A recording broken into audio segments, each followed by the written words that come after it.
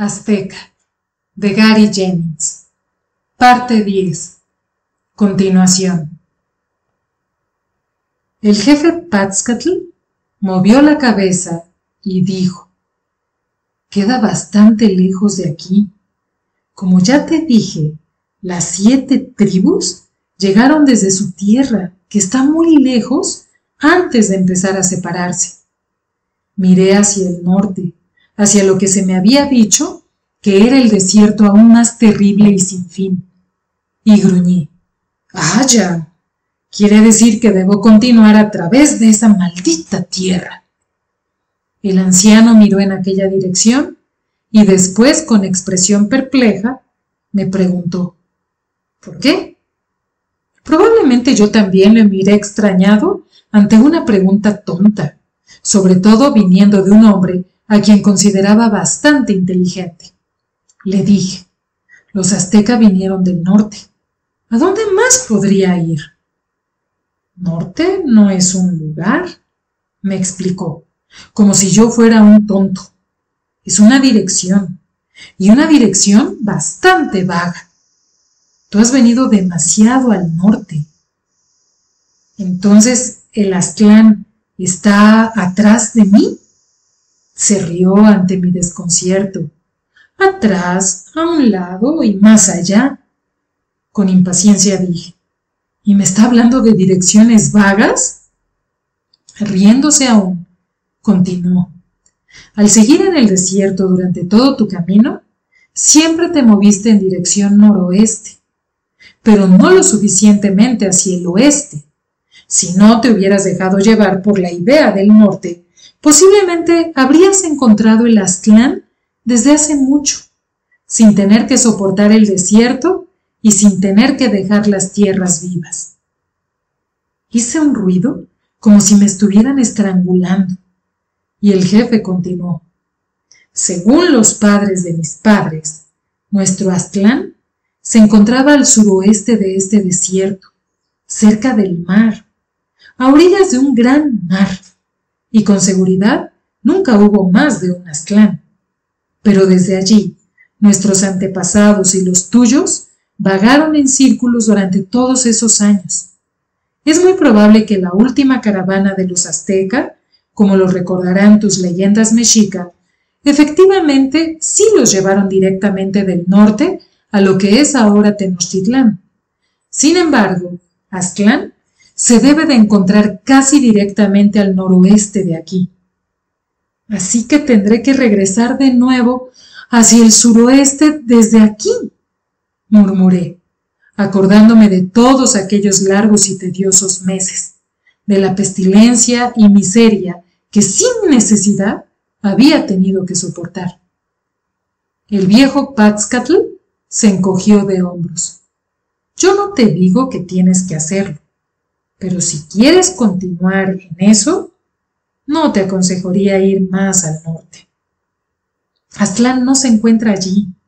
Al norte solo hay más desierto, un desierto más terrible, un desierto sin misericordia, en el que ni nosotros, los fuertes Mapimí, podemos vivir.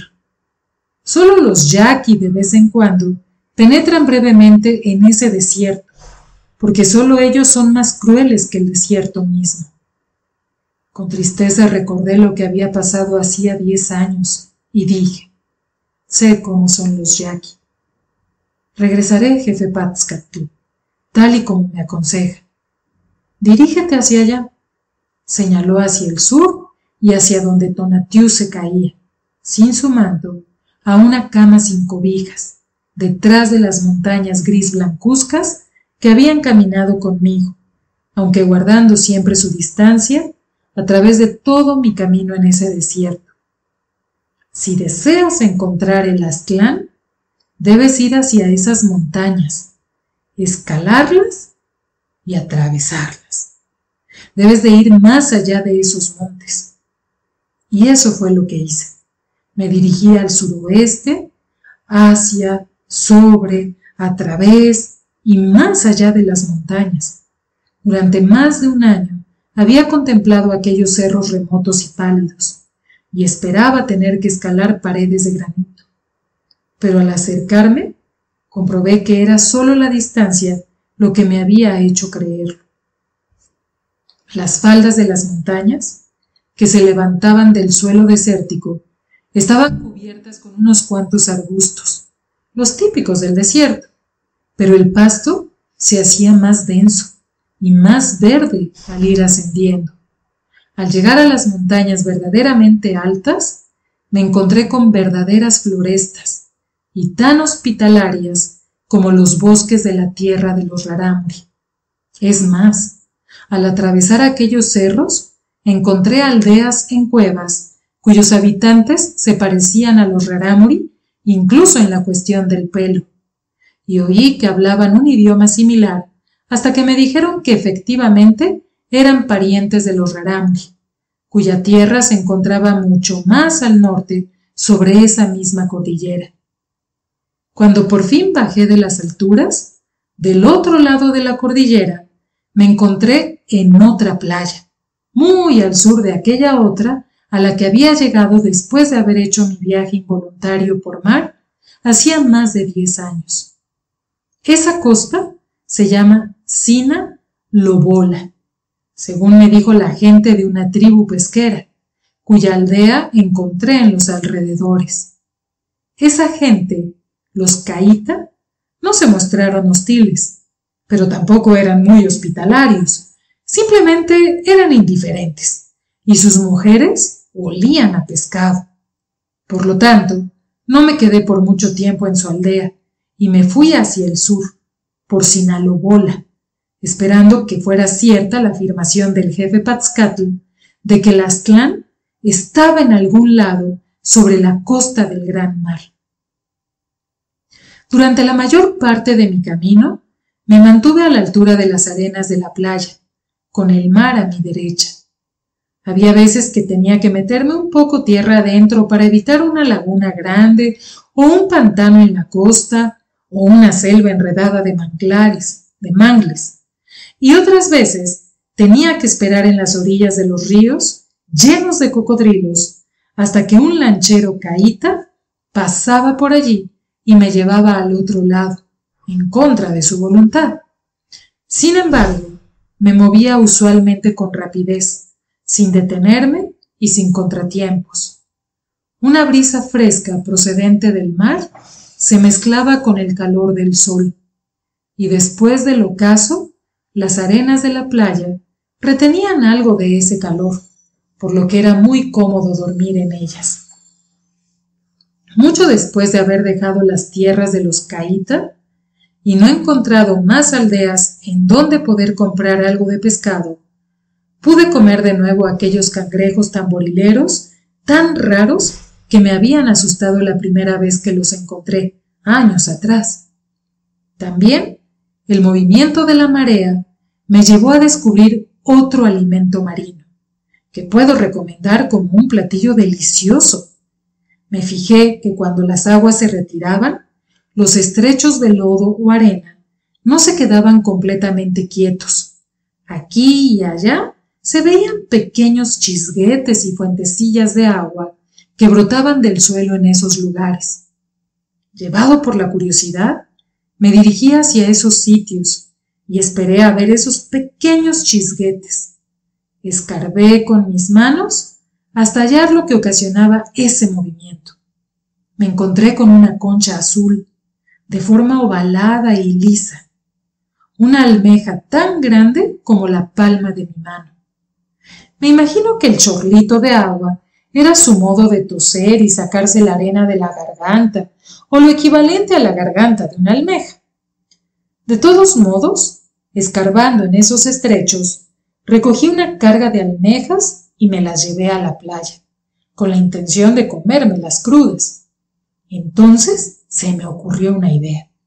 Excavé un hoyo no muy profundo en la arena seca y coloqué allí las almejas, pero antes envolví cada una con hierba del mar húmeda para evitar que alguna arena o basura entrara. Luego puse una capa de arena encima. Encima de eso encendí una fogata con hojas muertas de palmera y dejé el fuego fuerte durante un tiempo. Después Hice a un lado sus cenizas y desenterré mis almejas. Sus conchas habían servido como casas de vapor en miniatura, cociéndose en sus propios jugos salados. Abrí las conchas y me las comí, calientes, tiernas, deliciosas, y luego me tragué el líquido que contenía la concha, y les digo que pocas veces he disfrutado de un alimento tan sabroso, ni siquiera en la cocina de palacio. Sin embargo, mientras continuaba mi marcha hacia abajo sobre aquella costa interminable, las mareas ya no se alejaban de los estrechos lisos y accesibles, dentro de los cuales podía meterme a recoger almejas. Las mareas sencillamente se levantaban o bajaban al nivel del agua, en los ilimitados pantanos que de pronto se cruzaron en mi camino. Estos eran selvas de mangles, enredados unos con otros por el heno que colgaba de sus ramas y que se alzaba fastidiosamente encima de sus muchas raíces. Cuando la marea estaba baja, el pantano era una masa de lodo pegajoso y charcos apestosos. Cuando la marea subía, se cubría de agua mala. Continuamente, esos pantanos estaban calientes, húmedos, pegajosos, apestosos y llenos de voraces mosquitos.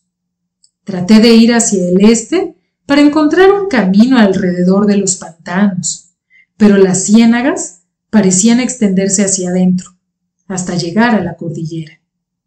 Así es que atravesé aquel lugar lo mejor que pude. Cuando era posible, brincaba de un pedazo de tierra seco a otro, pero la mayor parte del tiempo tuve que vadear incómodamente el agua fétida y el cieno.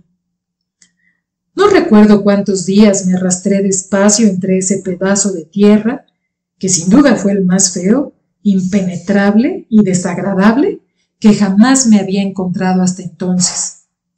Subsistí principalmente de hojas de palmera y mexixin, y algunas otras hierbas que sabía que eran comestibles. Para dormir, cada noche escogía un árbol lo suficientemente alto como para estar fuera del alcance de los cocodrilos y de las neblinas nocturnas. Acoginaba mi lugar con todo el gris paxtli, heno que podía reunir, y me acomodaba sobre él. No me extrañó no encontrar a ningún otro ser humano, porque solo el más torpe y tonto de los humanos hubiera aguantado vivir en aquella selva tan nociva.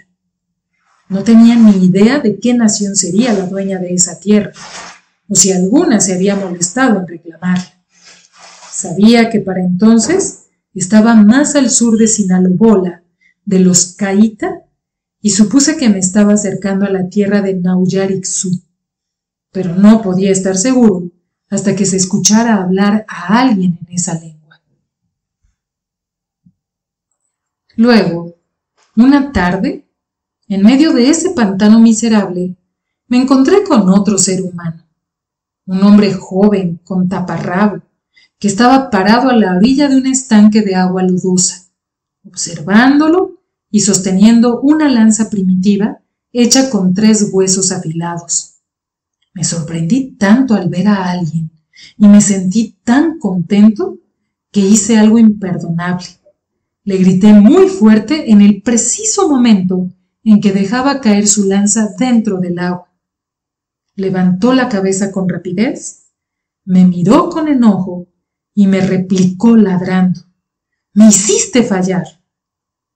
Quedé asombrado, no por sus bruscas palabras, pues tenía razón de sentirse resentido al haberle hecho fallar su puntería, sino por no haber hablado como yo había esperado en algún dialecto poré.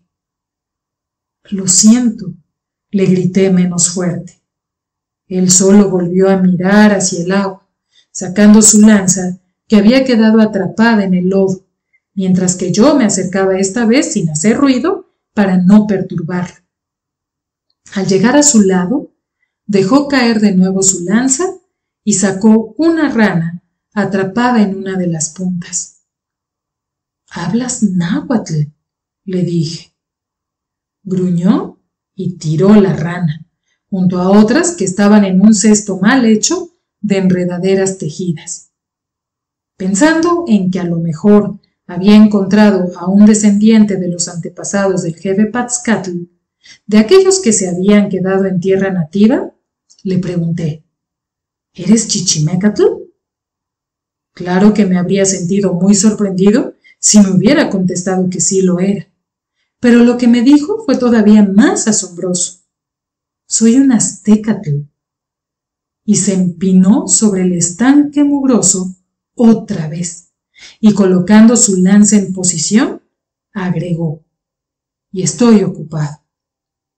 Y tienes una manera muy descortés de saludar a un forastero, le dije.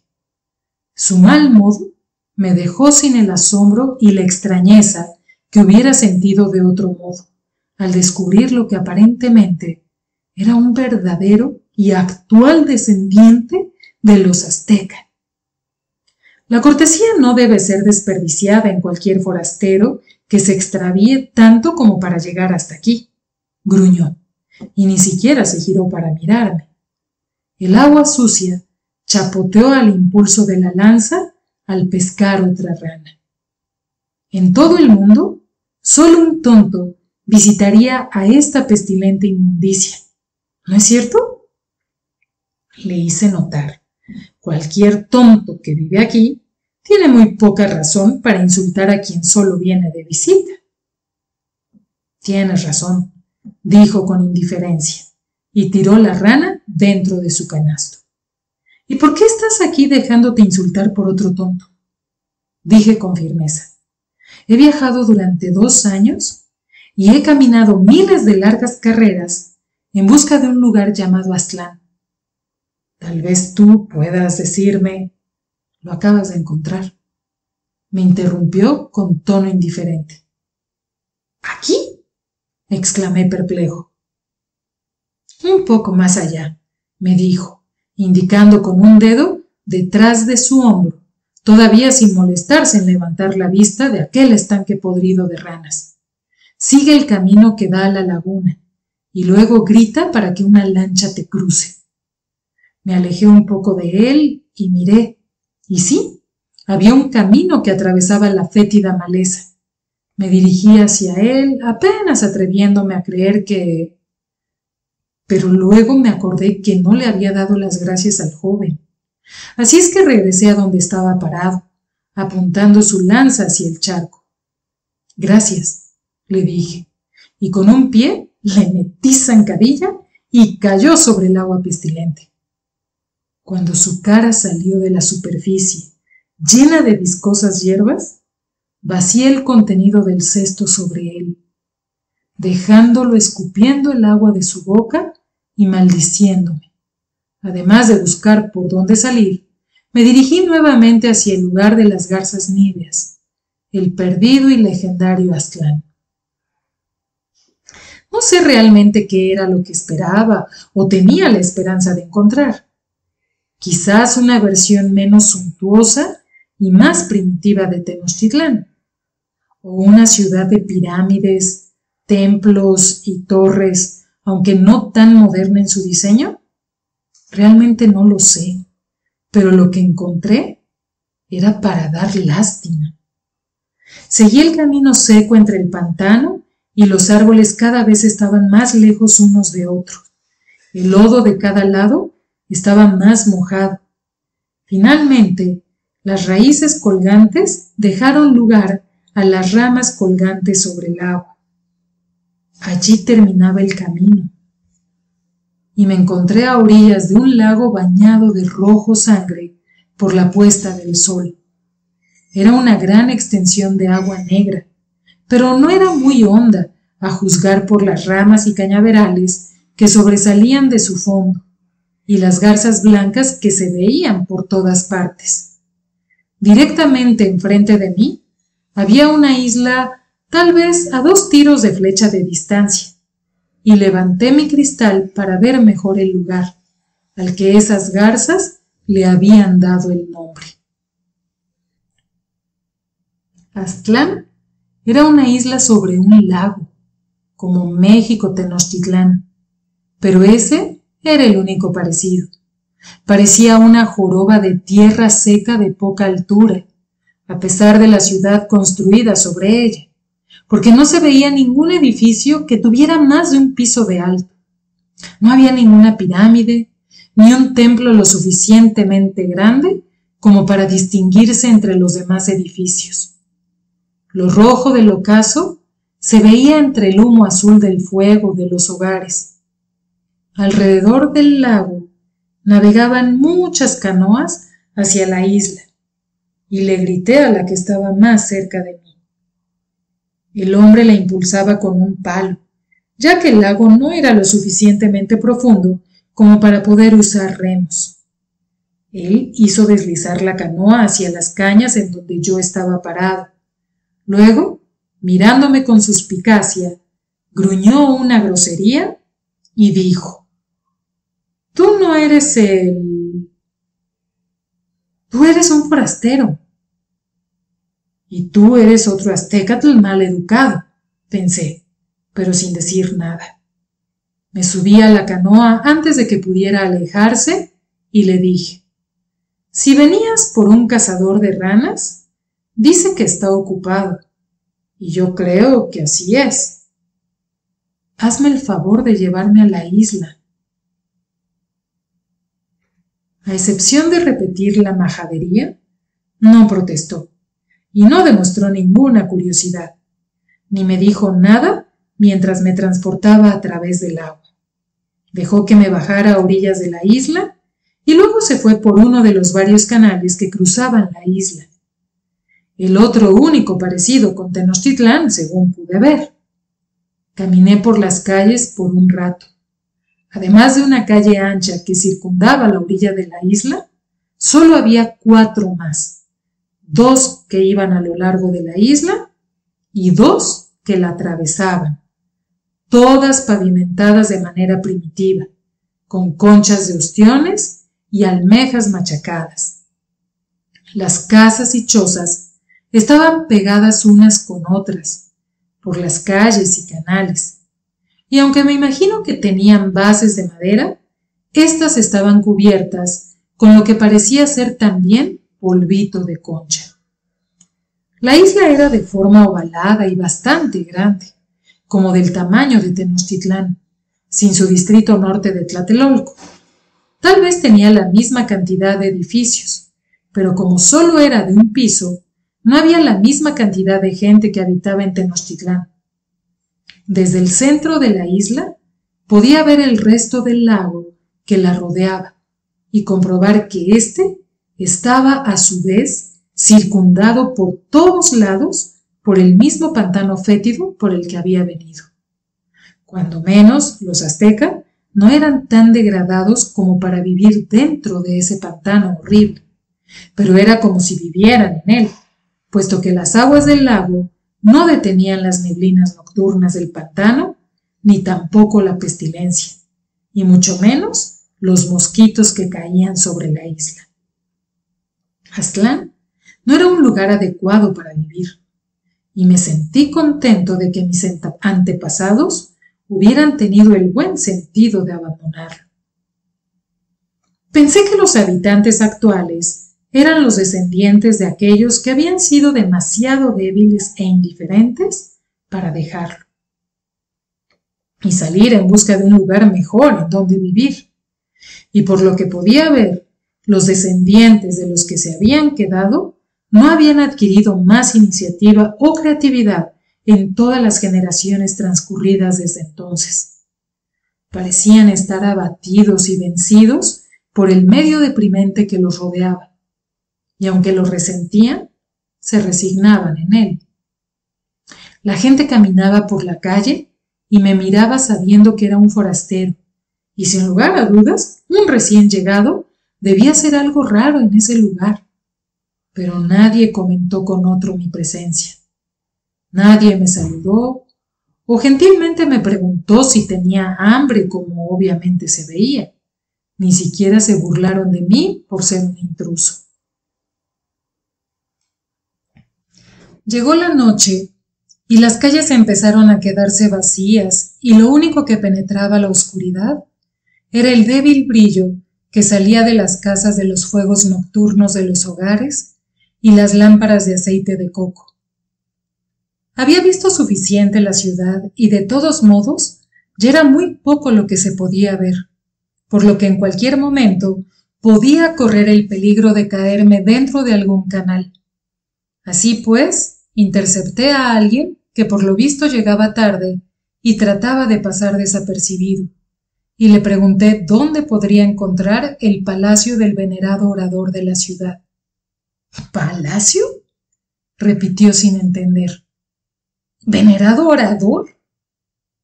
Debí de haber comprendido que algo como un palacio era inconcebible para esos habitantes de chozas, y debí de haber recordado que ningún venerado orador de los aztecas había adoptado ese título hasta mucho después, cuando llegaron a ser los mexica.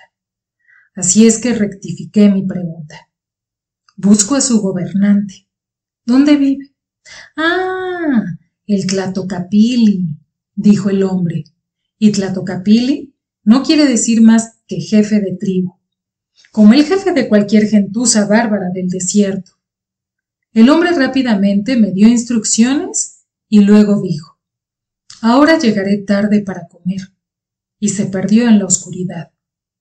Por tratarse de gente aislada, en medio de ningún lugar y con tan poco en qué ocuparse, se mostraba muy estúpido pretendiendo llevar mucha prisa y tener mucha actividad. Aunque los aztecas de Aztlán hablaban náhuatl, usaban muchas palabras que me supongo fueron dejadas a un lado por los mexica hacía ya mucho tiempo, y otras que obviamente habían adoptado de las tribus vecinas, porque reconocí algunas de ellas como caíta y un poré mal hablado.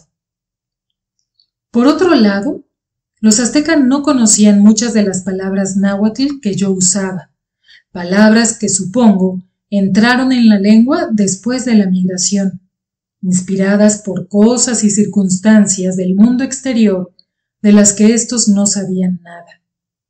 Después de todo, nuestro lenguaje aún cambiaba para amoldarse a las nuevas situaciones. Tan solo en los últimos años, por ejemplo, ha incorporado palabras como caguayo por caballo, cristanoyotl por cristiandad, castilteca por castellanos y españoles en general, y pizome, que quiere decir puercos. El palacio de la ciudad era cuando menos una casa decentemente construida, cubierta de yeso de concha reluciente, y tenía varias habitaciones. A la entrada me encontré a una joven que me dijo ser la esposa de Tlatocapili. No me permitió entrar, pero nerviosamente me preguntó qué quería. «Quiero ver al Tlatocapili», le contesté, con lo último que me quedaba de paciencia. He venido desde muy lejos, solo para hablar con él. ¿De veras?, me preguntó mordiéndose un labio. Pocos vienen a verlo, y él tiene menos interés en ver a alguien. De todos modos, no ha llegado a casa. ¿Podría pasar y esperarlo?, le pregunté con impaciencia. Lo pensó, y haciéndose a un lado, dijo decidida: pues sí podría, pero llegará hambriento y no querrá hablar con nadie antes de comer.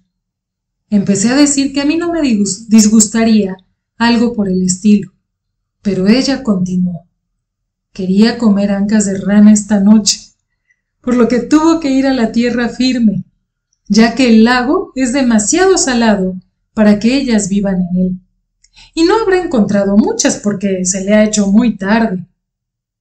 Casi salgo corriendo de la casa, pero luego pensé: el castigo por echar a un Tlatocapili al agua puede ser peor que pasar toda la noche tratando de evitarlo y vagando en esta isla miserable entre mosquitos voraces. La seguí a un cuarto en donde una cantidad de niños pequeños y unos ancianos estaban sentados comiendo hierbas del pantano. Todos se sorprendieron al ver a un forastero, pero no dijeron nada, y no me ofrecieron un lugar en su mantel. Ella me llevó a un cuarto vacío, en donde agradecido me senté en una tosca silla Iqbali. Le pregunté, ¿cómo se dirige uno al Tlatocapili? Su nombre es Tlilectic Mixtli. Casi me caigo de la silla baja, ya que esa coincidencia era estremecedora. Si él también era nube oscura, entonces, ¿cómo debería llamarme? Seguramente que el hombre a quien había empujado al agua me tomaría por un burlón si me presentara con su nombre. En ese preciso momento, del cuarto anterior, me llegó el ruido de su llegada, y su timorata esposa corrió a encontrar a su amo y señor. Cambié mi cuchillo a la parte de atrás de mi banda cinturón para que no se viera, y mantuve mi mano derecha sobre él. Oí el murmullo de la voz de la mujer, luego el grito del esposo. ¿Que un visitante quiere verme? ¡Que se vaya, Mictlán! Me muero de hambre. Prepara estas ranas, mujer. Las tuve que pescar 2 veces. Su esposa murmuró suavemente otra vez, y él gritó todavía más fuerte. ¿Qué? ¿Un forastero? De un tirón salvaje, hizo a un lado la cortina del umbral del cuarto en donde yo estaba sentado. Efectivamente era el mismo joven, y aún llevaba algunas de las hierbas del estanque en el pelo, y estaba cubierto de lodo de la cintura para abajo. Me miró por un instante y luego vociferó. ¡Tú! Me incliné de la silla para besar la tierra, pero hice el gesto con la mano izquierda, ya que tenía la derecha sobre el cuchillo, cuando cortésmente me puse de pie. Entonces, para mi gran sorpresa, el hombre soltó una gran carcajada y se lanzó para abrazarme fraternalmente. Su esposa y algunos de los parientes más jóvenes y ancianos se asomaron por el umbral, con sus ojos llenos de asombro. «Bienvenido, forastero», gritó, y siguió riéndose. Por las piernas desplegadas de la diosa Coyolxauhqui. «Qué gusto me da volverte a ver. Mira lo que me hiciste, hombre». Cuando al fin salí de ese pantano, todas las canoas se habían ido.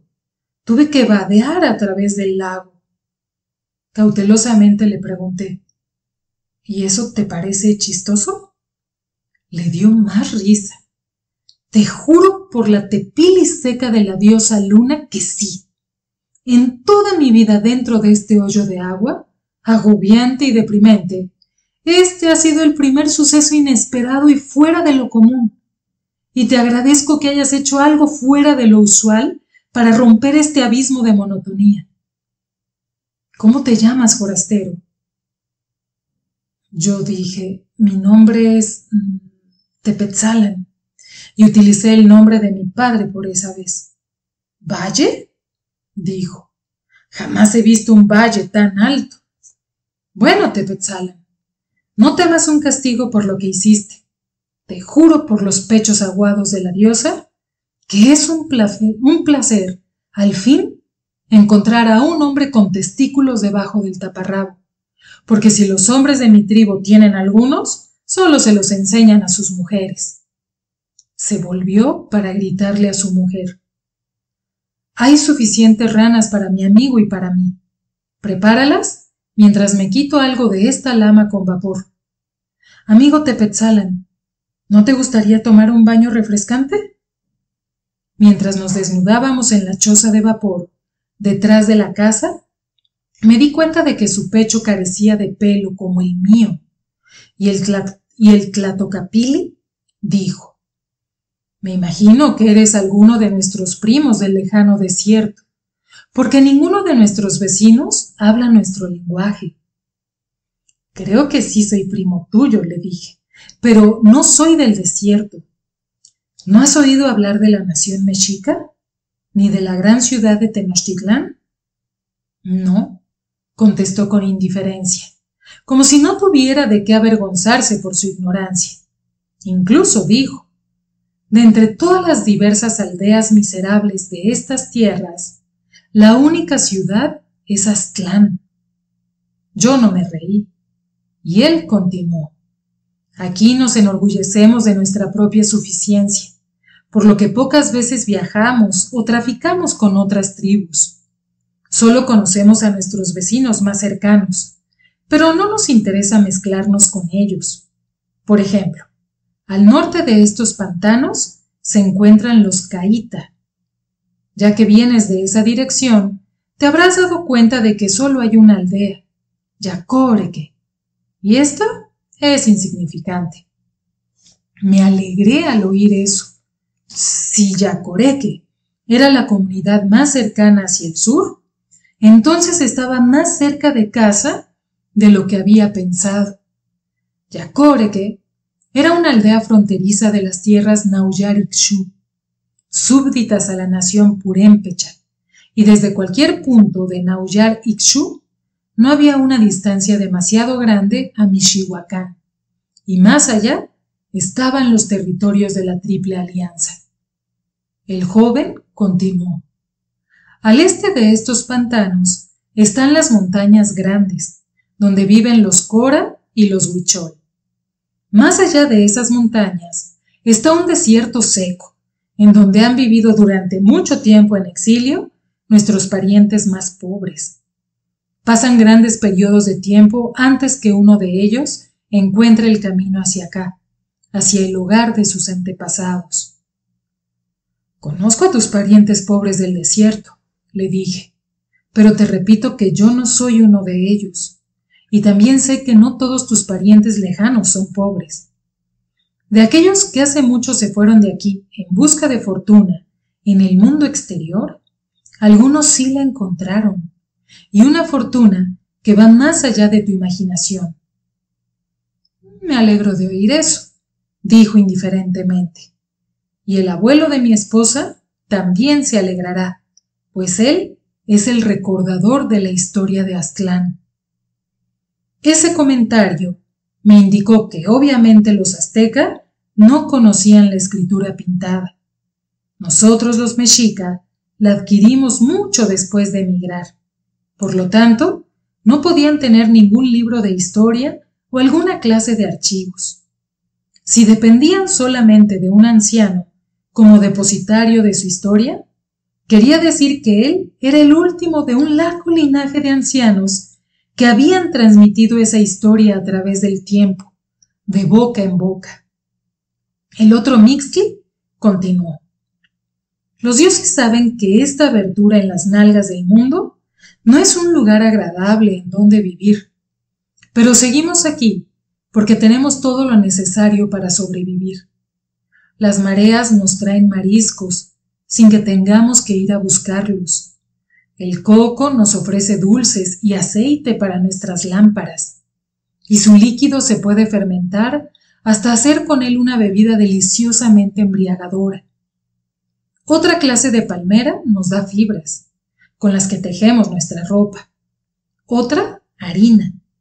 Otra, su fruto, coyacapuli. Por eso no tenemos la necesidad de hacer trueques con ninguna otra tribu, y los pantanos nos protegen para no ser molestados por nuestros vecinos. Me siguió enumerando, sin ningún entusiasmo, la larga lista de las horribles ventajas naturales que tenía el Aztlán, pero yo dejé de escucharle.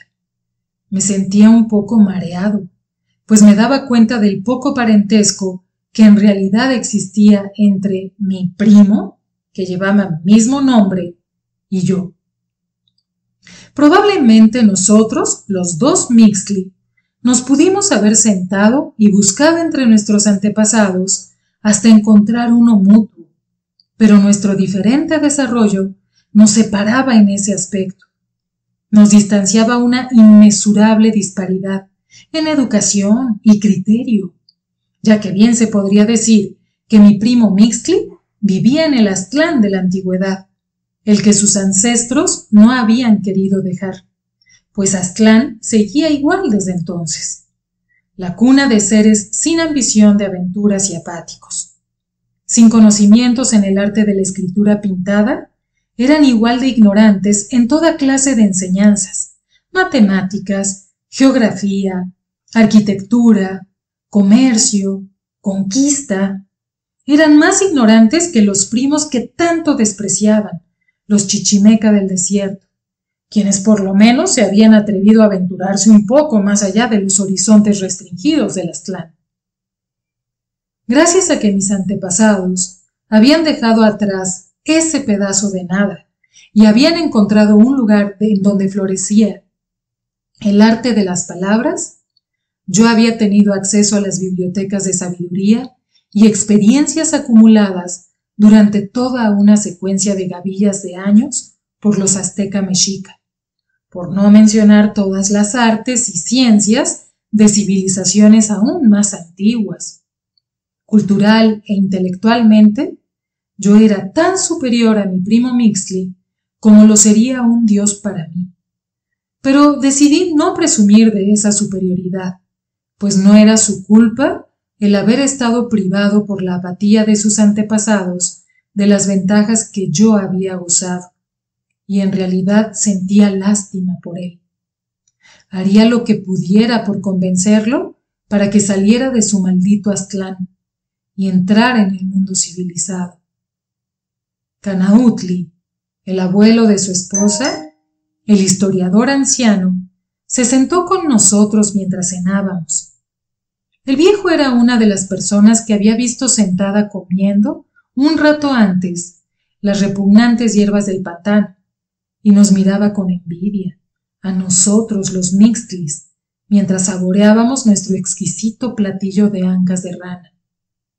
Creo que el viejo Canautli prestó más atención al movimiento de nuestras bocas al masticar que a lo que yo estaba diciendo. A pesar del hambre que tenía, entre bocado y bocado, pude relatar brevemente qué había sido de los azteca que habían salido de Aztlán, cómo se habían dado a conocer primero con los Tenochca, más tarde como los mexica y por último como los amos y señores del único mundo. El anciano y el joven movían de vez en cuando la cabeza con admiración, o tal vez con incredulidad, mientras contaba hazaña tras hazaña, tanto en el campo de la guerra como en el de la cultura y el comercio. El Tlatocapili me interrumpió solo una vez para murmurar: «Te juro por los 6 fragmentos de la diosa que si en verdad los mexicas son así de grandes y poderosos, tal vez sería mejor cambiar el nombre de Aztlán». Pensándolo, farfulló 2 o 3 nombres: el lugar de origen de los mexica, primera nación de los mexica. Seguí dando una pequeña biografía del güey tlatoani de los mexica, y luego una descripción lírica de su capital Tenochtitlán. El anciano abuelo suspiró y cerró sus ojos, como si quisiera ver en su imaginación lo que yo describía. Yo dije: los mexica no hubieran podido progresar tanto ni tan rápido si no se hubieran valido del arte de conocer las palabras. Y delicadamente les sugerí: Tlatocapili Mixtli, tú también podrías hacer del Aztlán una ciudad mejor y más grande, lograr que tu pueblo iguale a sus primos mexica, si aprendes a conservar la palabra hablada por medio de imágenes ilustradas y duraderas. Se encogió de hombros y dijo: no veo que hayamos sufrido por no tener esos conocimientos. No obstante, su interés pareció despertar cuando le mostré cómo se podía grabar su nombre para siempre, para lo cual utilicé un hueso delgado de rana, dibujándolo en la dura tierra del piso. De veras parece una nube, me concedió, pero ¿cómo puede decir nube oscura? Simplemente la iluminas con pintura oscura, ya sea gris o negro. Una simple figura puede ser usada en infinidad de variaciones. Pinta esta misma figura de azul verdoso, por ejemplo, y tienes el nombre de nubes de jade. No me digas, me dijo, y luego me preguntó: ¿Y qué es el jade? Y un abismo se volvió a interponer entre nosotros. Jamás había oído hablar del jade, o ni siquiera había visto ese mineral tan sagrado para todos los pueblos civilizados. Murmuré algo sobre lo tarde que era y que les contaría más al día siguiente. Mi primo me ofreció una esterilla para acostarme esa noche, si no tenía inconveniente en dormir en un cuarto lleno de otros hombres, posibles parientes míos. Le di las gracias y acepté, y terminé mi relato explicándoles cómo había llegado a Aztlán, retrocediendo el viaje hecho por mis antepasados, tratando de verificar una leyenda. Me dirigí hacia el anciano Canautli y dije: venerado recordador de historia, quizá tú lo sepas. Al irse de aquí, se llevaron las suficientes provisiones y armas para poderlas utilizar en el caso de que regresaran sobre sus pasos. No me contestó. El venerable recordador de historia se había quedado profundamente dormido. Al día siguiente me dijo: tus antepasados casi no se llevaron nada al irse de aquí. Había almorzado junto con toda la familia de palacio y habíamos comido unos pescaditos y hongos asados juntos y una bebida procedente de una hierba. Luego mi tocayo había salido, pues tenía unos asuntos cívicos pendientes, dejándome con el historiador anciano. Esta vez fue Canautli quien habló. Si todos nuestros recordadores han dicho la verdad, esa gente que partió solo se llevó las pertenencias que pudieron preparar a toda prisa y unas pocas raciones de comida para su jornada. Y llevaban la imagen de su nuevo y perverso dios. Era una imagen tallada rudamente en madera, acabada de hacer a toda prisa, por la urgencia de su partida. Pero según nos contaron, eso ocurrió hace ya muchas gavillas de años. Me atrevería a decir que tu gente ha fabricado desde entonces unas estatuas mucho más finas. Nosotros, la gente del Aztlán, tenemos una deidad principal, diferente a la vuestra, y solo tenemos una imagen de ella. Claro que reconocemos a todos los otros dioses y recurrimos a ellos cuando es necesario.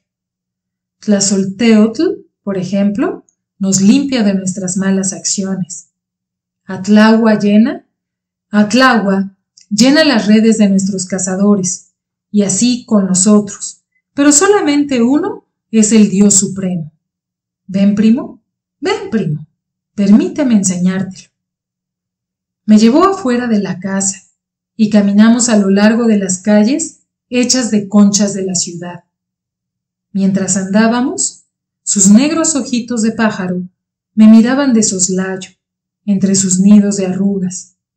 Era una mirada astuta y humorística, y él me dijo: Tepetzalan ha sido muy cortés, o por lo menos discreto. No nos has dado la opinión que tienes acerca de nosotros, los azteca que quedamos aquí. No obstante, permíteme que lo adivine. Apostaría que nos consideras las piltrafas que fueron dejados en el Aztlán, cuando las más fuertes y superiores se fueron. En verdad que esa era mi opinión, pero hubiera agregado algo para que no pareciera tan dura. Pero él continuó. ¿Tú crees que nuestros antepasados eran demasiado débiles y holgazanes, o tímidos, como para levantar su mirada ante una visión de gloria? ¿Crees que temieron tomar ese riesgo y así perdieron su oportunidad? ¿Crees que tus propios ancestros, por lo contrario, se aventuraron valerosamente lejos de aquí, porque sabían con seguridad que estaban destinados a ser exaltados por encima de todas las naciones del mundo? Bueno, dije yo. Aquí está nuestro templo, me interrumpió Canautli, y se detuvo a la entrada de un edificio de construcción baja, hecha con yeso de concha machacada, pero con muchas conchas buenas incrustadas, así como otras diferentes criaturas de mar. Es nuestro único templo y es humilde, pero si gustas pasar, lo hice. Y con mi topacio vi lo que estaba allí y dije, esa es Coyolxauhqui. Y con sinceridad y admiración agregué, es un trabajo excelente. Ah, la reconoces. Y el anciano pareció sorprenderse. Hubiera creído que tu gente ya se había olvidado de ella. Le confieso, venerable anciano, que ahora solo se le considera como una diosa menor entre todos nuestros dioses. Pero su leyenda es una de las más antiguas y aún se recuerda. Para acabar pronto, reverendos frailes, la leyenda es esta.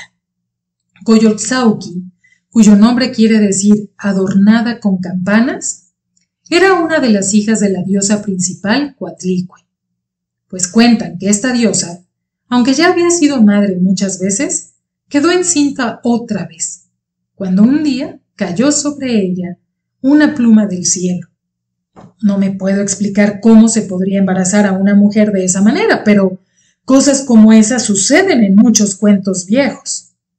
Y al parecer, la hija diosa Coyolxauhqui también dudó de esa historia cuando su madre se la contó. Coyolxauhqui juntó a sus hermanos y hermanas y les dijo, nuestra madre ha dejado que la vergüenza caiga sobre su cabeza y sobre la de nosotros, sus hijos. Por lo tanto, tendremos que matarla. Sin embargo, el niño que estaba en las entrañas de Coatlicue era el dios de la guerra Huitzilopochtli. Al oír esas palabras, salió al instante del vientre de su madre, completamente desarrollado y armado.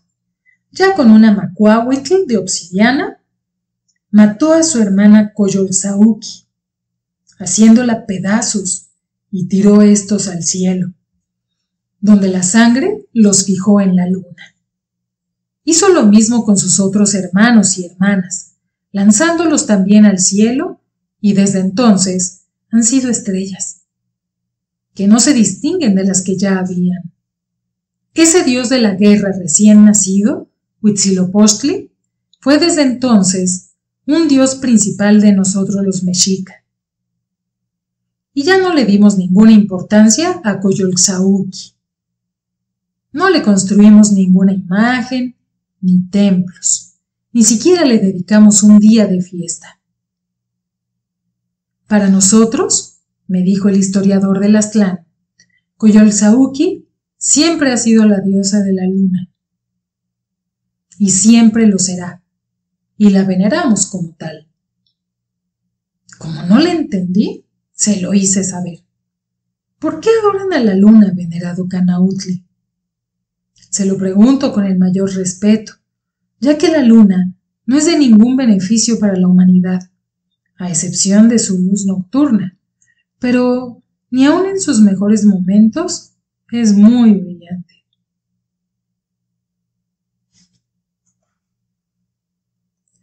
Por las mareas, me explicó el anciano, y esas sí que nos benefician.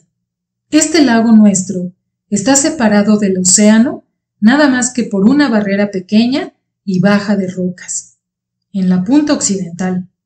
Cuando la marea sube, arroja peces, cangrejos y almejas en nuestro lago, y todo eso se queda aquí cuando la marea baja.